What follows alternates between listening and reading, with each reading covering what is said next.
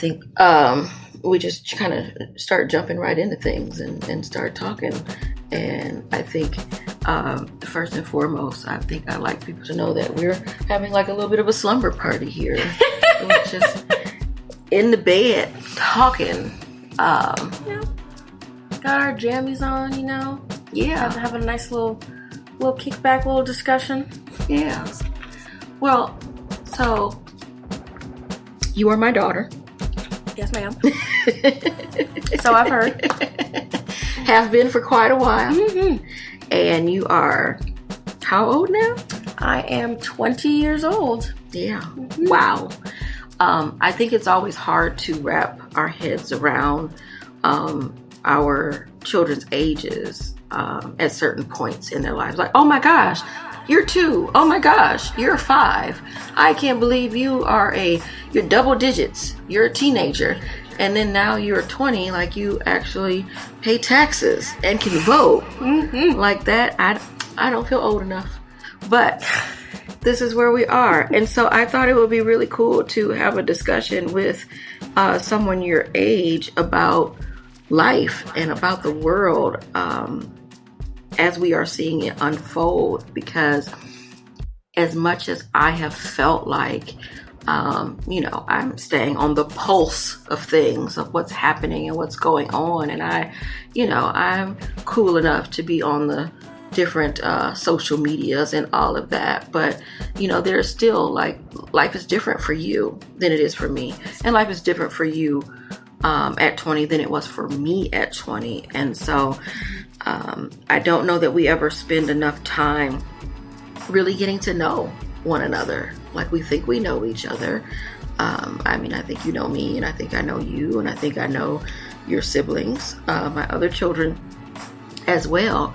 But do we ever spend enough time having, really interesting current event conversations and figuring out how you feel about the state of the world and the state of your future? And I thought this was a good time to do that. So what do you think? Yeah, my friends and I talk a lot about the state of our futures and just the world in general. I'm lucky enough to go to a school with so many people from so many different countries. So it's super international. So I get to meet so many different types of people and so many different perspectives. But I think something that at least a lot of my friends that we really worry about are just the lack of like housing that is available to us. It's just a lot of worry about what our lives are going to be like once we get out of college. It's where we feel very, very uncertain as to how we are going to be able to, sustain ourselves. I think college is a very lucky time where you're kind of coming into your own and you're deciding how you feel about things. You're meeting new people, having new experiences, all these different things. But it almost feels like there's kind of like a shadow behind us of we know that this relaxation period is not going to last. Okay. So I want to back up a moment. Mm-hmm. I need you to introduce yourself. Oh. Sorry. Well, let's do it this way. This is, this is how we do it. We jump into stuff and we forget the basics. And so I'm Erika Washington, your host of Sticky Note Conversations with Erika Washington. And you are? My name is Skyylar Jordan. Like I said, I'm 20 years old. I am a junior in college studying almost science. a senior. So I'm almost done. But yes, I will be 21 later this year. So whoop, whoop. Mm-hmm. And so you mentioned housing as being something that you're concerned about. Why is that a concern? That is a concern mainly because of money. It will be money and accessibility. A lot of the friends I have, though it is an international school, a lot of my friends are American. And the biggest worry, I would say, is are we going to be able to afford to live on our own? And are we going to find a good place to live on our own, a safe place where we have access to everything that we need? Because I know so many people who, you know, when you're 15, 16, you get a minimum wage job, you work at Starbucks, you work at McDonald's, you work somewhere, and you're living with your parents, you know, you're still in high school, and you make some money, you know, just a little bit on the side if you want to go out with your friends or find the money to buy a car or anything like that. But you work these jobs, and then you move out, you go to college, you experience, and yet once we're done, we don't have the option to fully be adults because we can't find any place to live, and every place that we find is the rent is so high. So a lot of us end up just moving back in with our parents or with our family when we're, you know, early 20s, 22, 23, 24. And well, what's wrong with that? Do you feel like you'd be less of an adult if you had to move back home? Yes, I definitely think that. Is that, would that feel like a failure? I definitely think it used to feel like a failure. Maybe my older sibling thinks that, but I would say for me personally, it's not necessarily that you are a failure. It's more like it feels like our society has failed us, because I feel like I was told and it was marketed to me as, you know, once you finish college, you know, you get a job, get your own apartment or your own house, and you work and you save up to buy a house, you get married, you have kids, don't have kids, whatever, you live your life. But it feels like we are in such a financial crisis that we can't even make it past that first step of getting a place on your own. Go ahead. Because it's so expensive. It's so difficult to find, like I said, a safe place in the city or the state or the country that you want to live in. And it just doesn't make any sense anymore to do that. So it's not necessarily, I wouldn't feel like I failed if once I graduate, I have to move back in with you or with my dad. I wouldn't feel like I'm a failure. I would feel like, wow, the world has failed me. I can't complete these steps anymore. Because you feel like you held up your part of the bargain. Yes, absolutely, yes. So do you feel seen by your government? That's a funny question. I feel seen by my government during election season. Yeah. That is when I feel seen. Do you feel as though, because we're upon an election season, 2024, and mind you, there's always an election season. I don't want to take away from the midterms or municipal elections that were sometimes held in the off years, but specifically presidential elections. That's when, you know, everyone comes out with all this different marketing to target all of these different demographics. That's when it feels like maybe everyone matters for something to vie for your vote. But do you feel as though the issues that specifically concern you as a 20-year-old, as a college student, as a young Black woman, do you feel as though your government sees you and cares about those issues? No, I think that, like I said, I definitely feel like our government pays the most attention to us during election season, and outside of that, once it's time to really do the work that they promise to do, they don't. I know that my age groups, I guess I'll say our big three elections that we paid the most attention to, we were old enough to understand, were as far as presidential elections, the 2016 election, the 2020 election, and then this coming in 2024.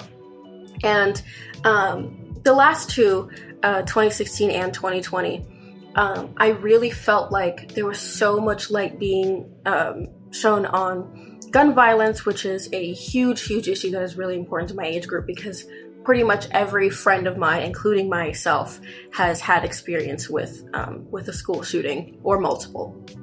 And reproductive justice, having access to healthcare that we need, having access to a health center, a Planned Parenthood, or whatever, having the ability to choose what we do with our bodies, and making sure that those doctors and those nurses are trained to help us with our bodies. Because sometimes Black women need different things. Sometimes it can be very frustrating when it feels like a doctor is not listening to you, because they don't even really know how to treat you. And those issues, I don't feel like are really seen when it comes to my age group, because I think there's so much marketing that goes towards us. There's so much attention. There's so many youth-led organizations that show up during the election season that get so much support. I see so many videos and social media posts and conversations being had about these issues during election season. And then once we get into the off season, or sometimes even during midterms, those youth-led organizations have disappeared. These conversations are gone. These policies that we were promised have not happened. And it's very frustrating. So what does so then what are your top priorities for 2024? Like, what are you looking for in a candidate to talk about in order to get your vote? The issues that I think are the most important are, like I said earlier, the housing crisis. I can't say for sure what exactly needs to be done, just because that's not my personal expertise, but I know that it feels like it's getting worse and worse by the day. Student loans is a big one, especially because it feels like there was so much conversation about it in the past few years about how, during the pandemic, student loan payments were paused, and that took so much pressure off of our backs, just to know that we had a little bit of extra time if we wanted to get ahead while we're still in college. But the idea that there's going to be so much debt looming over us the second we graduate, 6 months after we graduate, it's threatening. It's extremely threatening. Does it scare you?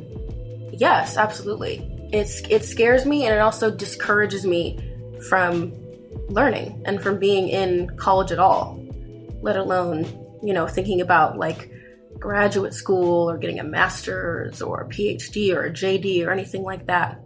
It puts a huge hesitation on how much I want to focus and how hard I want to focus in my studies, because I know that the more I learn, the more I'm going to owe the government when I'm done learning. Mm-hmm. Any other issues? I would say definitely healthcare, and specifically reproductive care. I personally have had a few experiences with doctors where I just felt like I wasn't quite being listened to or understood when it comes to getting, things like birth control. And I get very worried when my friends, talk about having kids or just having, safe sex, because the accessibility of things feels so low that it's hard to feel like you can experience things, hard to feel like you can plan for a family, plan for a future, when you have to, just think about, hey, am I even allowed to have an abortion in the state that I want to move into? No, maybe I can't move there. And, thinking about, will I feel like are there enough Black doctors in this area?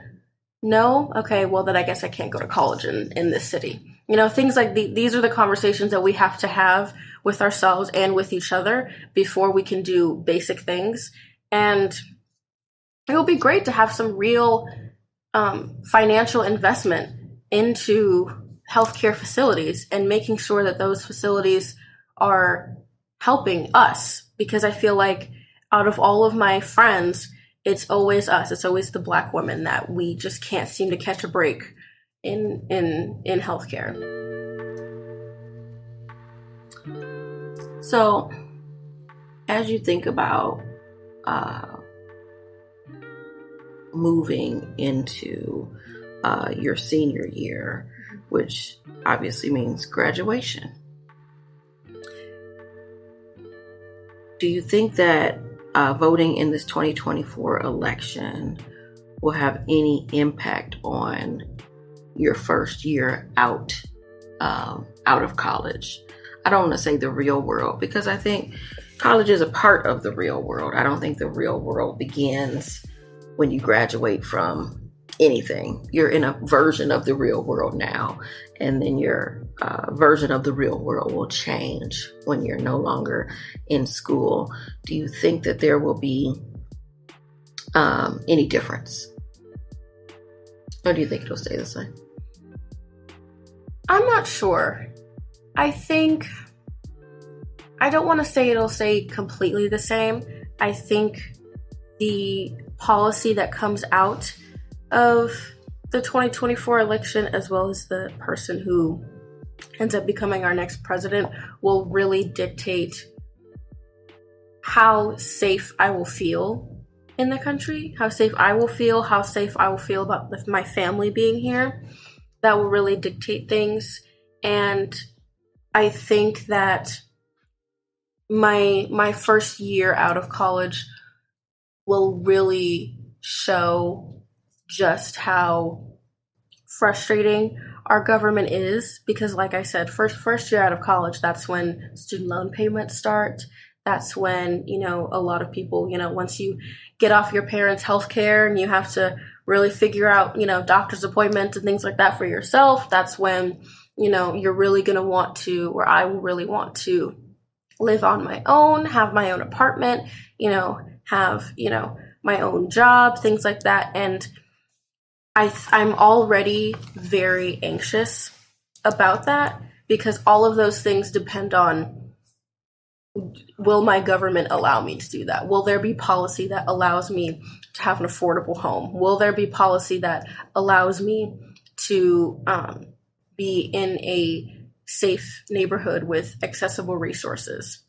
Is it allow, or is it encourage or advocate for? Because I think, and this is interpreting what you say, but not wanting to put words in your mouth. So correct me if I'm wrong. But, when I hear word allow, I think that they have a choice in whether or not you have a home or not, which could be true.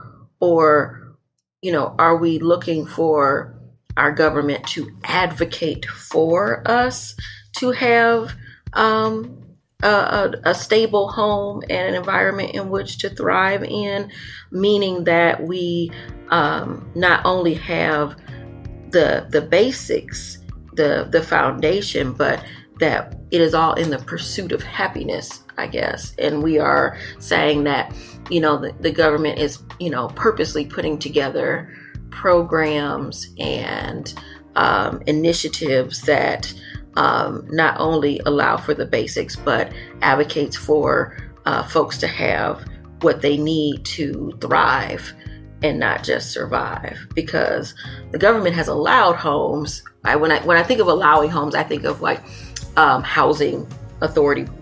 The housing authority, I think of what they would call projects, I guess, or, that sort of affordable housing or government assistant housing.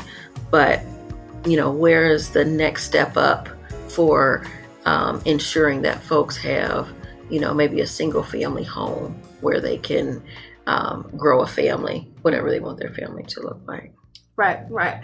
I use the word allow simply because I'm a firm believer in the idea that the people have the tools, right? We have the tools. We advocate for ourselves. We have social media access so that we can communicate our needs, and we can talk to other folks. We have the ability to participate in our government and to vote and to call our legislators and tell them what the change we need and when we need it, which is now. But my issue is I feel like we don't necessarily have like the platform. I feel like a lot of the times our government doesn't really listen to us. And specifically when it comes to housing, going off your point, I think that our government allows us, and when I say us, I mean my age group specifically, and especially young Black women. Our government allows us to have housing. We're able to get housing, but is it affordable? Is it safe? Is it an accessible environment? Do we have access to, healthy grocery stores and doctor's offices are nearby? Is it a good school district? Things like that. Those are things that are stifled. Those are things that, that rely on funding from the government that the government doesn't give. That relies on, jobs being available. That relies on the environment in the neighborhood, in the community being taken care of. And those are things that I believe are also just as important. And those are the things that I feel like our government is not allowing. So that is why specifically I use that, but I digress. Let me ask you this. It's something I've been thinking a lot about. There's Democrats, Republicans, Independents, Libertarians, all different sort of parties. But we are basically, the United States is a two-party system, right? And back in your great grandfather's day, folks were, proud card carrying, Democrats or Republicans or what have you. Mm-hmm. And they boasted about being a Democrat or Republican or however they identified. It feels to me that is sort of fading away a little bit. Yes. And so I'm wondering how you see yourself. How do you identify? And I don't know if you've had any of these discussions with your peer group and how they identify. Not so much, who they voted for, but do they identify with a party? Party-wise, no. That's not something that I would say my age group really identifies with. We don't really, most of my friends, if they had to choose, me as well, we would say Democrat, but that's not the language that we use. We mostly use liberal and conservative, which is not necessarily saying that those are the same as Democrat and Republican. But as far as the actual parties go, I would not say that I am strictly one or the other, just because I feel like I've had so many qualms, so many reservations with each. Obviously, more one than the other. But we don't really use party system anymore. I would not say that is how myself or any of my friends identify. How do you feel about us just pretty much having a two-party system, though? Do you feel, you have any thoughts or feelings around that? I think that it can be very, like I said, very stifling, and it tends to lump people into groups. But what I really think is that it's the system itself that needs to be changed, because we really tend to talk about how, there are so many things wrong. There are so many things that are difficult. There's housing, there's healthcare, there's student loans, there's, the job market, there's all these different things. And those are all symptoms those are all, little problems that we want to kind of play whack-a-mole with. But the reality is that the entire system is not built for us, and our government is not listening to us. It feels like they lose interest once they've gotten the seat that they want. And, that is the main problem, is the system itself is not built to support young Black women. That is the main thing. So, do you think it's built to support young people at all?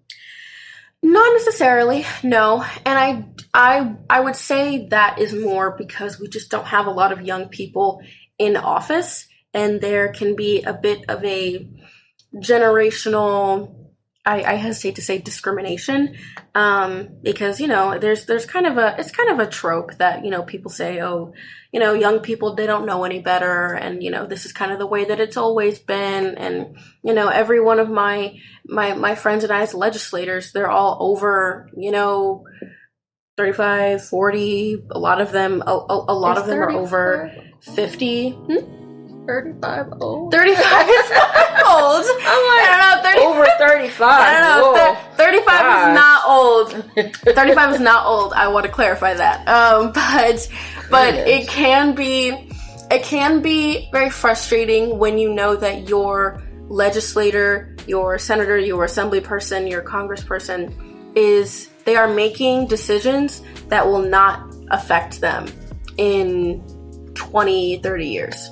And yet these are people that are making decisions for us who will definitely be around in 20, 30 years, and we'll have to deal with the consequences of that. And they're not getting enough of your input. No, they're not getting enough of our input. They're not getting, but I don't think it's that. I think they're just not listening. I think they're just not interested, because I really feel like my age group is seen as, our turnout. We are seen as the percentage. We're seen as, we need to get these voters out and making sure that they're participating and making sure that they, are calling their legislators and are voting on time and things like that.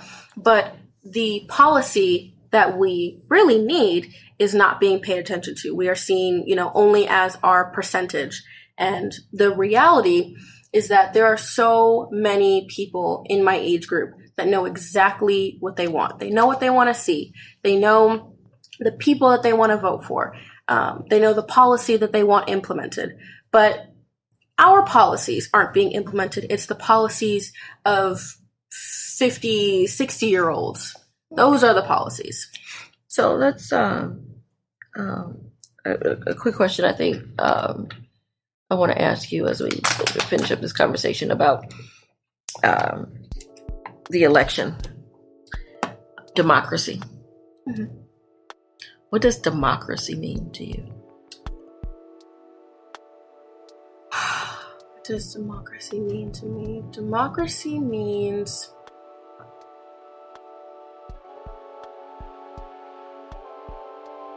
democracy to me, personally, I would say, would mean that there is no minority.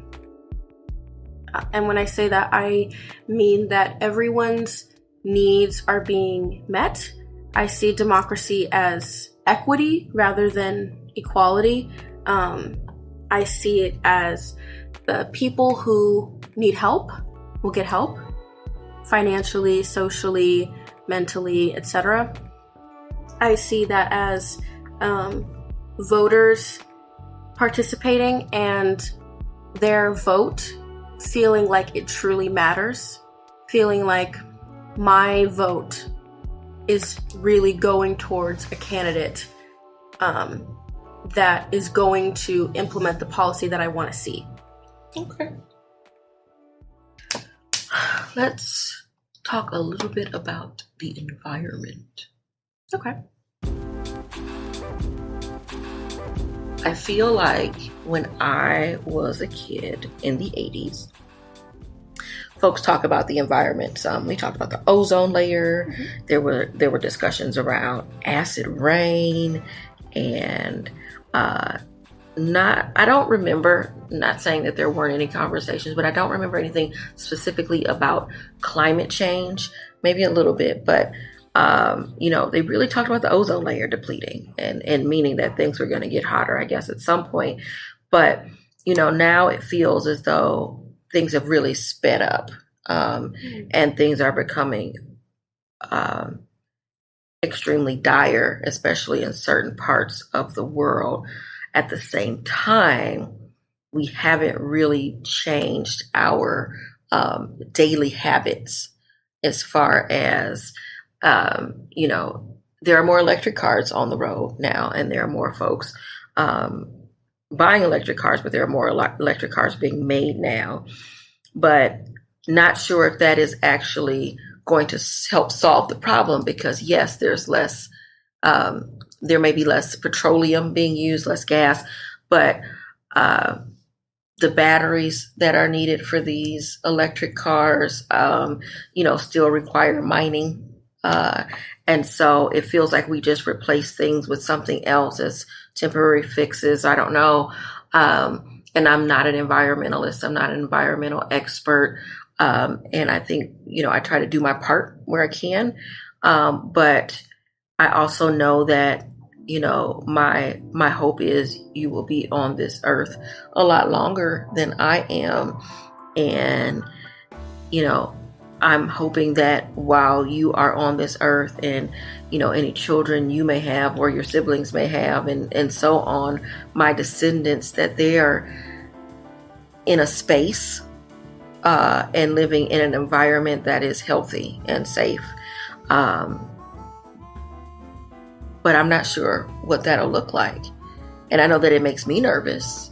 But wondering, as a 20-year-old, thinking about the future, I'd like to ask you where you see yourself in 20 years, and we can get to that point. But right now, it's like, are you concerned about the environment, climate change, and the heating of the atmosphere and all of that in your lifetime?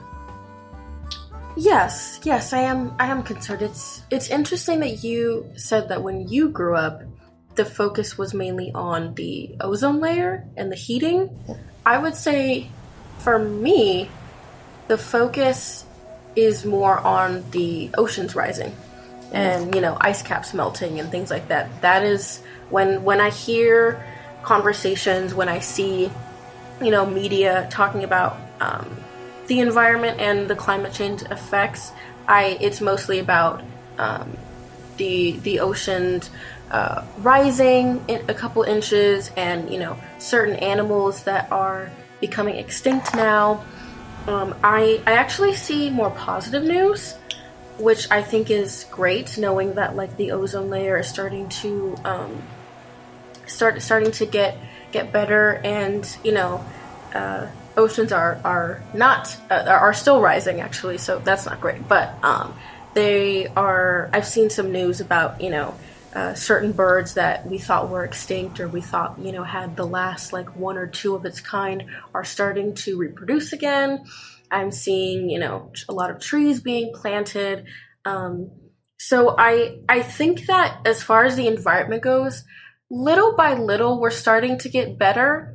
I think it's probably because we're kind of reaching the we're in the last stretch before things take a turn for the absolute worst. And you think we're on the verge of Armageddon? I've heard that if we don't fix things in the next 10 years, that'll be it. What do you do, and what do your friends do? Do you have anything specifically that you are cognizant of, any sort of recycling or things you will or won't do? Yeah. I mean, I think a really big part, and this might sound a little funny, but it's true, the biggest part of being true activists, especially when it comes to the environment, is shame. Shame works in crazy ways. I know so many of my friends who, we recycle, we lean towards, getting electric cars. We don't smoke cigarettes. Like we, are as environmentally conscious as we can be. And the main thing you hear or you say when you come in contact with someone or something that is not environmentally conscious, it's just like, ew. Like, that's gross. Like, wow. Like, you still smoke? You know how bad that is for the environment? That's gross. You don't recycle? You're weird. Like, that, ew. Like, that's really, like, what about fast what fashion? happens? Fast fashion is... Well, first, let me I don't know that I can fully explain fast fashion the way that I would like to. But, it's the Sheins and the Right. Other online shops that have all of these things. The clothes are really, really cheap. And so you can wear them a couple times and sort of dispose of them. Mm-hmm. And I've seen these reports where there are just big landfills full of this fast fashion, these clothing items or what have you. And, I get that it's nice to be able to have, cute clothes that are really inexpensive. Mm-hmm. And then that gives you a chance to buy more and you can change up your wardrobe more often. But then the things aren't lasting. So then you throw them away. Right. And then it ends up in a landfill. And so for me personally, I have never purchased anything from those places. Now, not that I haven't purchased things that were on sale or end up being really cheap, and I have had to throw them away because, it's just garbage material that it was made from. But does that cross your mind as you are doing your shopping? Yes, absolutely. I think fast fashion, that kind of goes into a different conversation about consumerism, and it's a bit of nihilism, to be honest, because I think when it comes to like things that are cheap, I hear a lot of, this is just what I can afford. This is just what I can afford, and sometimes like you can't save everything, you can't be an advocate for everything, and that ties in with consumerism of people just wanting what they want and having ads being marketed to them day and night on every single media platform you could think of, seeing influencers talk about how much they love their $700 Shein hauls and all of that, and people buy into that, which is 100% a fact, but it also plays into the fact that, a lot of my friends and I myself will use those sites sometimes because it's just like, well, I can't afford a shirt that's $30. I don't have $30 to spend on a shirt. But I can use that $30 to buy like 15 different things on Shein, and we're just gonna work with what we got. I hear that all the time. And I definitely agree that fast fashion is bad. It's very bad for the environment. But I also know that people are very quick to point at those sites that are inexpensive and that market towards my age group and can tend to, you find videos of companies like that, like ripping off other companies and other people's designs and things like that. You can talk about those things as much as you'd like, but it's also knowing that, the same unethical practices that these fast fashion companies use, the other companies are using it too. The regular companies, the big, multi-billion-dollar H&Ms and Anthropologies of the world, like they're using up those practices too. They're just marketing is better, and they have been getting away with it. So, it plays into that nihilism of like, well, either way there's going to be a landfill. Either way there's going to be unethical capitalism. There's a So what are we saying, supposed to do about it? well, there's a saying that goes around, at least in my group, that there's no ethical consumption under capitalism, which I think is very true. And What do we do about capitalism? I know. I think about that all the time, honestly. Is that what keeps you up at night? It really does. What can we do about, like I said, what can we do about a society that isn't built for us? And my first instinct is yeah, burn it to the ground and start a new one and figure it out. Or we sit down and we really hunker down and figure out the things we want to change and band together and do it. But both of those things are easier said than done, right? You know, you can't just rally up the whole group and figure things out in 10 minutes. It's not how that works. And there's so much, like I said, there's so much nihilism, there's so much exhaustion in my age group where because it feels like everyone older than us is not interested in what we have to say. Sometimes it can really feel like, well, why are we saying anything? You know, why are we doing this? Because, you know, it like I said before, the consequences will come to us anyway, and we won't have as much of an opportunity to fix it 20 years from now. So it can be very threatening, very exhausting to know that there's so much going on, and it feels like we don't have the platform to fix it. But I will say that it can feel that way, but it's not. That's not quite how it is. I think that there are so many people, so many peers of mine, that even though it's exhausting, even though there's so much unethical consumption under capitalism, there's so many, issues, that we're still voting. We're still calling our legislators. We're still marching. We're still. Your friends are calling their legislators? They sure are. Yes. Okay. I was surprised and so excited to see that because I go to college in Europe. But like I said, it's an American university. A lot of my friends are American. I was so happy to see that. I'm walking with my friends to class. We stop in the mailroom, and one of my friends has her ballot in the box. And I'm like, wow, you're still voting even though you're out here? And she was like, yeah, why wouldn't I? Which is another thing. It's no shame because, you talk to somebody that hasn't voted, and it's like, why? What do you mean you haven't voted? Why would you not do it? That's so instantly called out, instantly shamed as quick as you can think it. It's like, wow, how can you not at this point? No matter how exhausted you are, it's still, how can you not? What do you mean you don't? Mm-hmm. And I think that's great. I hear you. Mm-hmm. So I want to bring up the fact that you were high school graduate class of 2020. Yes, ma'am. The pandemic class, mm-hmm. for sure, which was a lot for all of us. For me as a parent, I was so sad and disappointed that I wasn't getting a graduation to go to for my kid.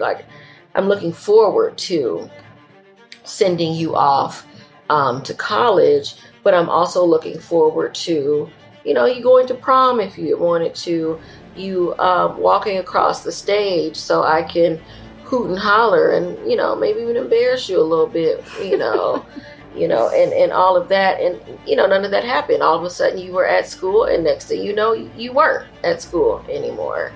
And so, it felt,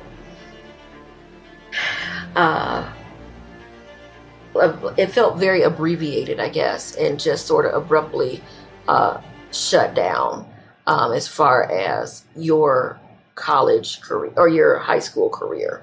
It was just there was some online classes still happening, but for a senior, come March, there's not a whole lot left except for your senior skip days and your all the fun stuff, senior trips, and you weren't able to do any of those things. And so I wonder if that has affected your generation at all, ending high school like that and going into college, into a pandemic and, social distancing and all of that.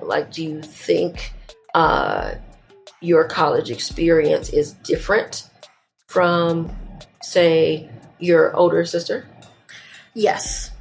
I on a very frustrating level. I think that my the end of high school / beginning college experience was very unique in the sense that, I couldn't really relate to anyone older than me talking about, how I had to wear a mask and there could only be, a maximum of 20 people in a classroom, and we all had to sit, one desk in between each other, masks on, hand sanitizer everywhere, in order to learn. That's not something that anyone older than me can really relate to. But it was also very upsetting. It really felt like that reward of high school graduation and prom and, senior trips and senior skip day and all those things. It really felt like it was like taken, and it can never come back. What do you think that it has made you stronger at all, this sort of adversity? Or no, I don't think so. Okay. I think that it made me I wouldn't say it's stronger. I would say it helped me adapt a little bit, but I also I think this is similar for most people, not just people in my age group, but mine especially. It really stifled my ability to grow and to learn, just as a person. I used to have this conversation a lot when I first got to college, because, it was the main thing we were talking about, was that, we all still feel like we're 16. We all still feel like, we're going through the motions of growing up. You get through middle school, you get through high school, and then graduation is kind of like this, it's almost like a reset, where it's like, okay, after this day, the second you leave that ceremony, you have your diploma, you have your cap and gown, like, you are no longer a teenager now. Like, you are no longer a high schooler. The second you leave that building, that will be the last time you are ever in that high school. And that is it. Like, you are starting your adulthood here. And we didn't have that. And so going into college, at, 17, about to be 18, sitting online, sitting, 6 feet apart in your classes, your mind is all over the place, because you kind of hit pause in growing up. You hit pause in maturing. And then you're flash forward, now you're here, and it's like, I don't know how to talk to my professor anymore, because the first year that I knew her, the first year that I knew how to do college, I was still living in my parents' house, laying in bed staring at Zoom. I don't know how to do this. I don't know how to make friends in college. I don't know how to do things comfortably, because I'm still 16. I'm still, when I think of a classroom, I'm still in my junior year's classroom. I'm still thinking as the mind of a 16-year-old, because I didn't get those hard milestones. All those milestones were skipped. So, question about high school, or high school. Specifically, you are partially anyway a product of CCSD, the Clark County School District in Las Vegas, Nevada. You are a graduate of Desert Pines High School. Mm-hmm. And there's a lot of thoughts around the education system in Clark County in Las Vegas, which is the 5th largest school district in the country, but also ranked as one of the poorest. Mm-hmm. The poorest in the sense of education-wise, not monetarily, but it's ranked pretty low. Do you feel like you got a good education? I feel like I feel like I got a good education. And when you compare yourself to, and not that we should compare ourselves to anyone, but when you compare your experience and the lessons that you were taught in school with your peers who are international, do you feel like you are in a competitive space?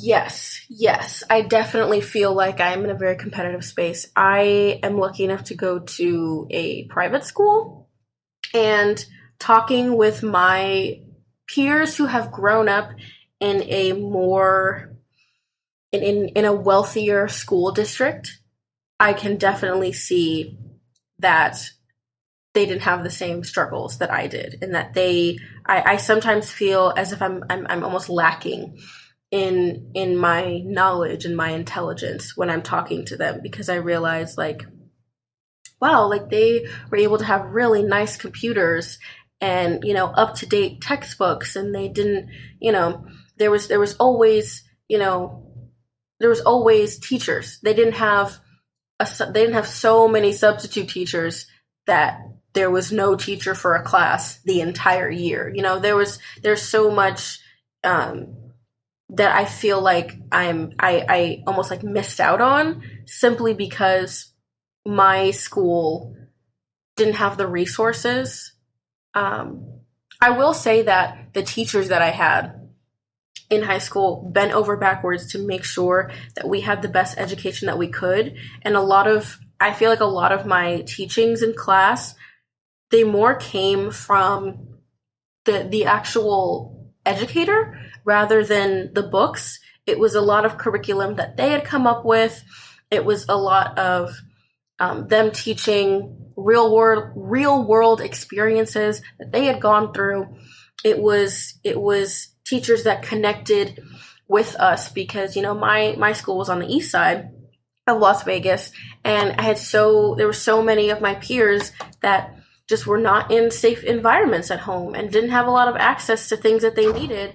And my teachers could empathize with that, and they could get it, because a lot of them also lived in that area, or lower income areas, and a lot of us kind of bonded with that. And so the educators were able to teach us where we were, rather than going to college and being around people who were from all different, types of incomes, and they were from all different places. And it really felt like I was lagging behind. And there would be conversations I would have with people where they'd say, oh, in high school, it was really cool when we got to go on this trip to, this country. And I was like, wow, that's insane. That's amazing. Like my school would not be able to do that. And, talking about like just simple issues in my school of, constant revolving substitute teachers,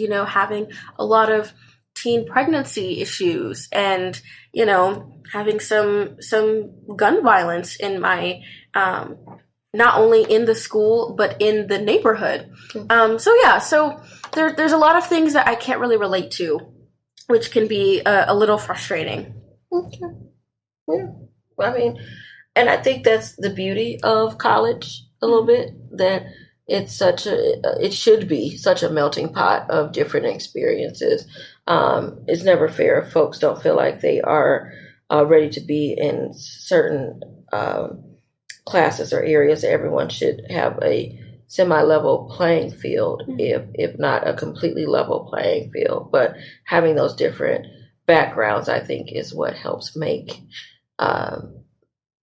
life interesting, all the way around. So I want to end on this note and wrap up, because we are running out of time. Where do you see yourself in 24 years? And I'm being specific about 24 years because I just turned 44 and you are 20. So I'd like to know where you see yourself when you are my age. 24 years from now, I don't know how well our planet will be holding up in 24 years. So it's hard to say. Where would you like to see yourself? I would like to see a healthier planet. I would like to see rainforests being restored. I would like to have, clean drinking water everywhere. I'd like to have all of those things. I'd like to be able to live. I'd like to be able to have purchased my own home without, hundreds of thousands of dollars of debt looming over me every second of every day. I'd like to not have any student loan debt. I would like to feel comfortable, but my age group doesn't really plan for that far in the future. To be honest, just because there's so much uncertainty, it's hard to be confident in the fact that we will be able to get all of those things in 24 years. So hard to say. Okay. Well, thank you. Absolutely. Thank you for having me on. Well, thank you for hanging out with me in this hotel room and deciding to record our conversations. Absolutely. Because you're fun to talk to. So are you. And so are you. You're pretty smart. Yeah. You spend a couple years with somebody and you learn, hey, you're all right. Yeah, that's what I thought. That's what I thought. I'm like, I'll keep you around. For 24 more years. Well, if not longer, but certainly yes. I look forward to seeing where you are debt-free and in your lovely home that by that time I'll be living in with you in 24 years. So I look forward to that. But thank you, Skyylar. Absolutely. Thank you, Mom. I love you. I love you, Mom. This is Sticky Note Conversations with Erika Washington. For a long time, I've been wanting to do this podcast. I've been the executive director of Make It Work Nevada and Make It Work Nevada Education Fund for almost 7 years. We have advocated for social justice issues as a reproductive justice organization that has helped hopefully thousands of people over the course of our lifetime. But before that, I was a journalist and I loved it. That's where I learned the ins and outs of Las Vegas, where I learned the history and had the opportunity to talk to some amazing people. And as much as I enjoy the work that I do now, I miss journalism. I missed being able to have deep conversations with people. And if anybody knows me, if anybody's ever been to my office, they know that I am a lover of sticky notes. All different colors, textures, shapes, and forms. I write everything down on a sticky note. And it's the way I keep my thoughts in order and my to-do lists are even remotely manageable. So I create an array of sticky notes on my desk, on my wall. If I have a new idea, put it on a sticky note. Someone I want to meet with, sticky note. Need to remember to pay a parking ticket, write it on a sticky note. As a matter of fact, I still need to actually do that. But over the course of the last year, this sticky note has been on my desk to launch this podcast. And now here we are. This will allow me to dive into some more deep conversations with some really interesting people. Because I want to have real conversations that were more than just sound bites or regurgitated talking points about fluffy topics. My hope is that each episode feels like old friends catching up, revealing great information, but also humanity, struggle, victory, joy, grief, and possibly a flicker of transcendence. And so I hope you'll enjoy these as much as I do creating them. So join me here every Saturday as I pull a new sticky note off my desk and dive into some great conversation. This is Erika Washington, Sticky Note Conversations. See you next time. Thanks for listening to Sticky Note Conversations with Erika Washington. Hosted and executively produced by Erika Washington, with music, mixing, and editing by Black Gypsy LLC. Special thanks to KUNV 91.5 in Las Vegas.